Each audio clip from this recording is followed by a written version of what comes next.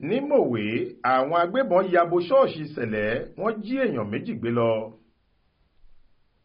Atẹ́gùn ìṣẹ̀lẹ̀ ìjínigbé tó ń fẹ́ yíká orílẹ̀-èdè yìí ti tún wọ ìpínlẹ̀ Ògùn.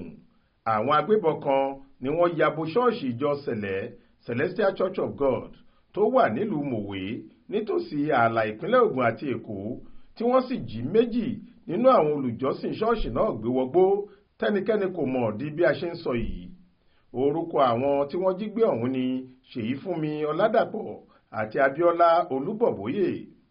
Ìrọ̀lẹ́ ọjọ́bọ̀ tọ́sídẹ̀ẹ́ ọjọ́ 28 oṣù kẹta ọdún 2024 yìí nìṣẹ̀lẹ̀ burúkú náà wáyé.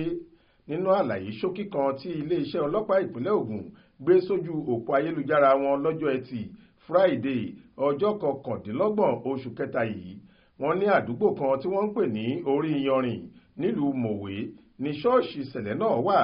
Ibẹ̀ ni wọ́n ti ń ṣe ìsìn wọn káwọn agbébọn tí wọ́n ju dọ́sìnì kan lọ tí wọ́n sì dìhámọ́ra pẹ̀lú nǹkan ìjà olóró bíi ìbọn tí wọ́n gbé dání náà tó ya bò wọ́n. Inú igbó kìjikìji kan tó wà lágbègbè ọ̀hún ni wọ́n láwọn agbébọn náà pòórá sí pẹ̀lú àwọn tí wọ́n jí gbé.